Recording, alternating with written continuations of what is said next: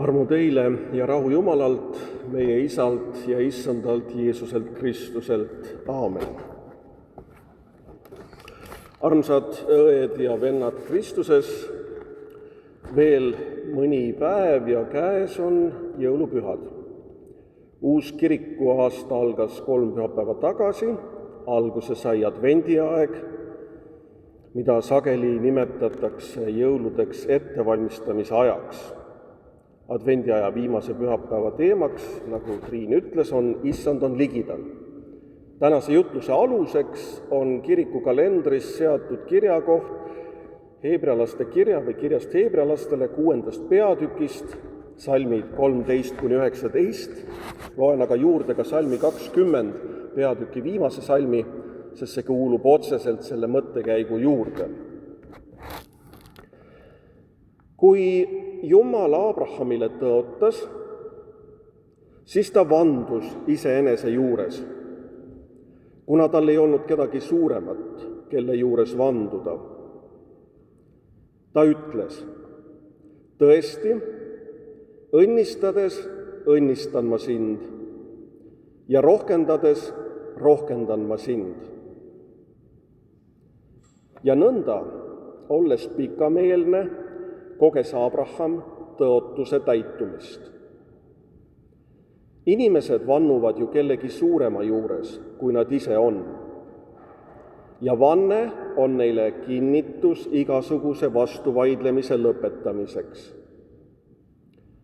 Just seepärast, et Jumal tahtis tõotuse pärijaile veel selgemini näidata oma nõu kõikumatust, kinnitas ta seda vandega, et 2 kõikumatu tõsiasja läbi, milles on võimatu Jumala valelikkus, saaksime mõjuvat julgustust meie, kes oleme rutanud kinni haarama antud lootusest, mis on meile nagu hingeankur, kindel ja kinnitatud.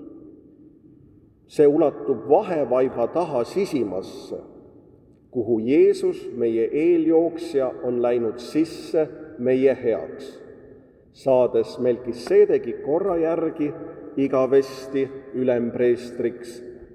Aamen.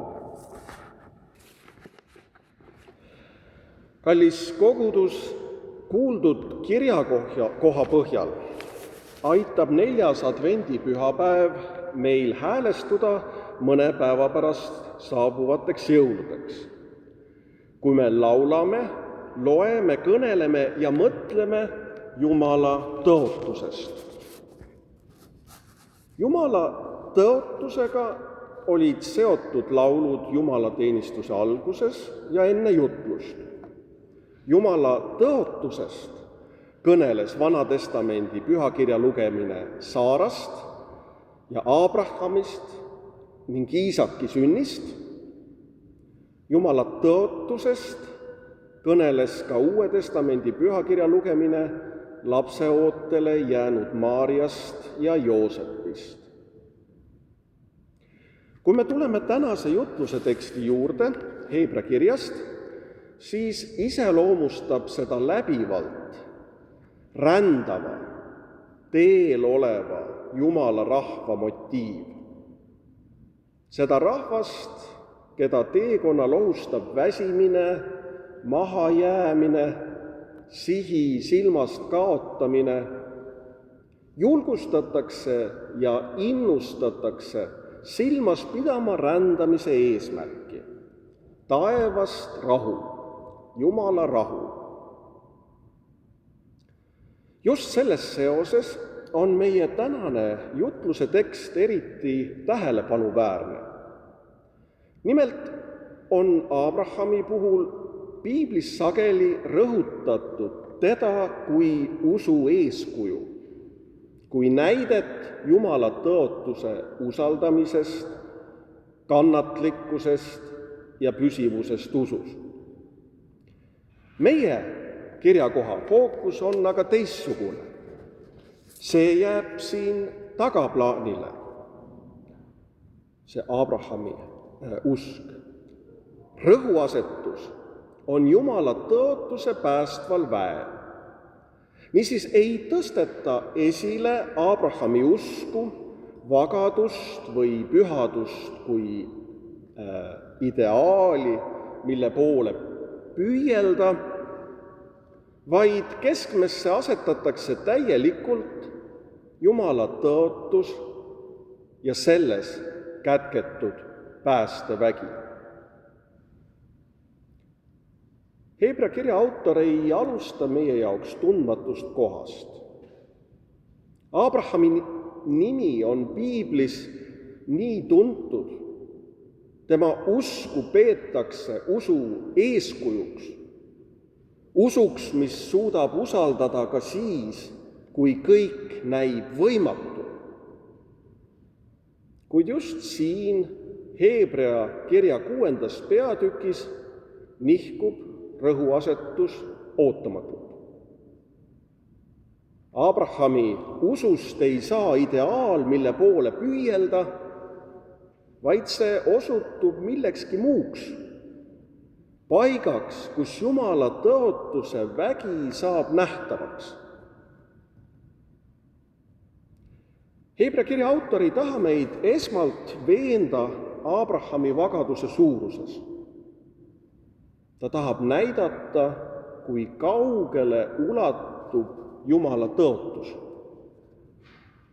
Jumal mitte ainult ei tõota Abrahamile, ta kinnitab oma tõotust vandega. Ja kuna Jumalal ei ole kedagi suuremat, kelle nimel vanduda, vannub ta iseenda nimel.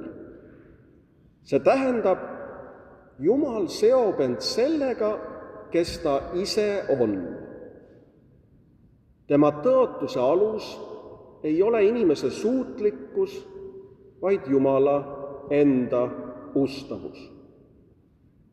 Ja Jumalas ei ole ebatõde. Jumal ei saa valetada. See, mida Jumal ütleb, on täielikult usaldusväärne. Meil on inimlikust kogemusest tuttav, miks inimesed vannuvad. Kui, see on nüüd praegu kahemõtteliselt öeldud, kui sõnadest ei piisa, otsitakse kinnitust kellegi suurema nimel, millegi püha nimel, et lõpetada kahtlus ja vaidlus. Hebra kiri kasutab seda kogemust teadlikult, et öelda, Jumal tuleb inimese mõistmisele vastu.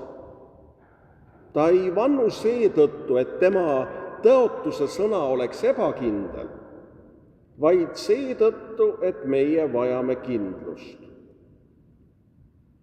Juudi traditsiooni järgi on usaldusväärne see, millel on 2 tunnistajat. Nii lisandub Jumala kõikumatu tõotuse kõrvale Jumala vanne, teine kõikumatu tõsiasi. Just siin asub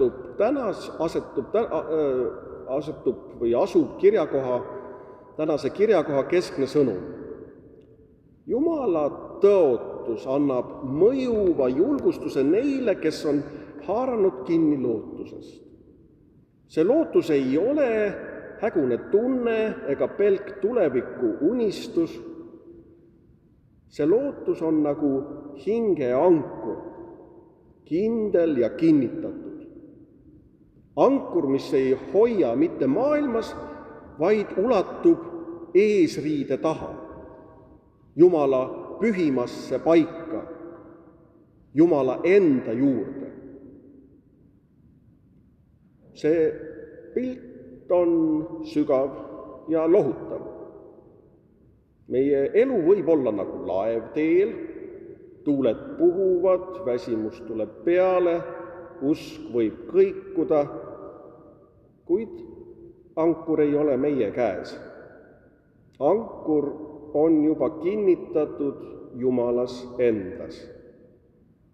Jeesus on sinna meie eest sisse läinud, eeljooksjana, ülempreestrina, mitte ajutiselt, vaid igavesti. ta on avanud tee Jumala juurde, kuhu ka meie tohime juba praegu astuda. Erakordselt võimsalt kõnelevad Jeesuse tähendusest meie heaks tänasele kirjakohale järgnevad peatükid 7-10. Seepärast ei ole lootus Heebra kirjas pelgalt tulevikuline. See on olevikuline pääste. Pääste, mida võetakse vastu, kuuldes Jumala sõna ja haarates kinni tõotusest. Lootus on kätketud usus. Usus, mis ei ole inimese saavutus, vaid elu Jumalas. Nii saab kogu inimese elu, hing Heebra kirja tähenduses.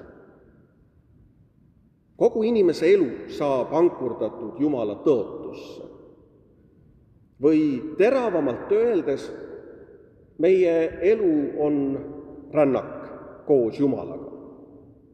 Meie elu on elu Jumalas.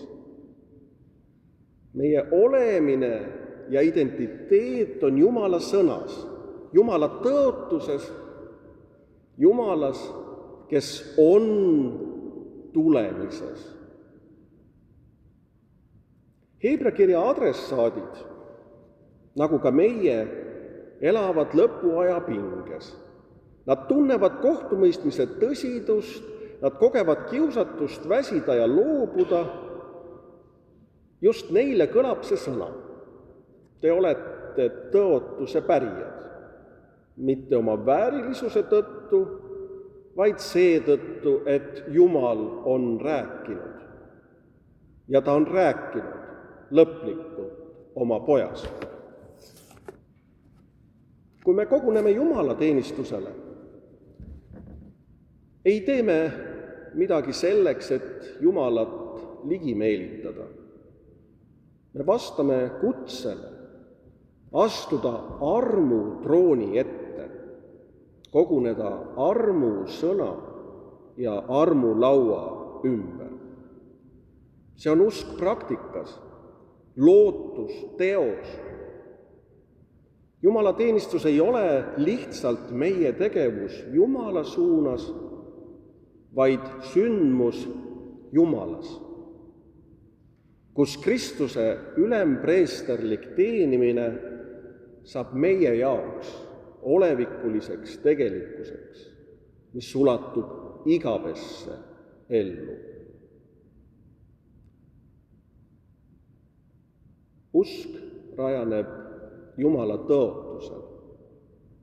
See Jumala sõna on päästevägi, mis annab julguse elada lootuses, annab ka elule nõnda suuna ja orientiiri, annab julguse astuda vastu ebaõiglusele ja kurjusele nii iseendas kui enda ümber, nähes kõiki ja kõike solidaarsuses, mis on Jumalast. Nii ei kutsu tänane kirjakoht meid suuremale pingutusele, vaid sügavamale usaldusele. Mitte küsima, kui tugev on minu usk, vaid küsima, kui kindel on Jumala tõotus. Ja vastus on selge. See on kindel, pöördumatu ja tühistamatu. Selle peale võib elada. Selle peale võib teel püsida. Ja selle peal võib rahus ja lootuses elada ja surra, sest me läheme vastu tõotuse Jumala tulemisele.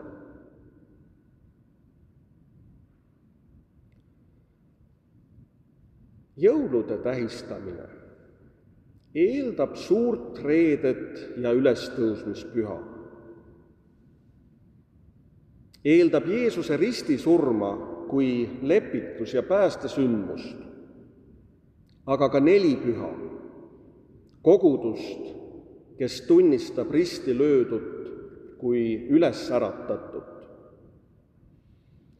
Advendiaeg, Kristuse sünni ootamine ja selleks valmistumine eeldab, et Jumala tõotused päästjana on täitunud, et olevik on tema lepituse kaudu määratud ja kantud. See, kelle adventi me ootame, on kolmainu Jumal.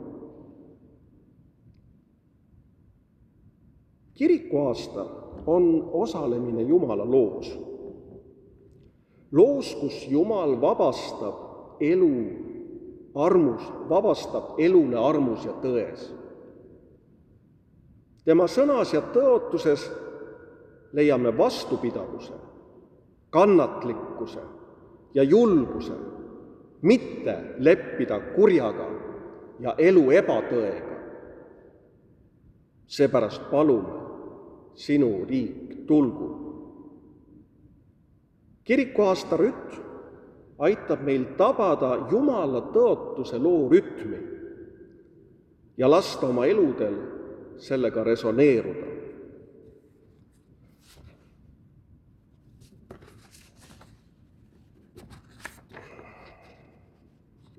Küsimus ei ole niivõrd, kuidas saada pühaks. See on inimese minakeskne küsimus. Küsimus on pigem, keda ma saan usaldada. Mitte seetõttu, kes olen mina, vaid seetõttu, kes on Jumal ja mida tema on tõotanud. Elu ei orienteeru enam sellele, kelleks ma võiksin saada, vaid sellele, kes me juba oleme Jumala tõe valguses, tõotuse valguses. Tema tõotus on tõesõna meie elu kohta. Sellest sünnib julgus, lohutus ja trööst elada selle sõna väes, Jumala tõotuse valguses. Pisut vanamoodsalt kõlav sõna usuvõitlus tähendab tegelikult usu ja lootusega eluolukordade lugemist, nende mõtestamist Jumala ja tema võimalikkuste kaudu.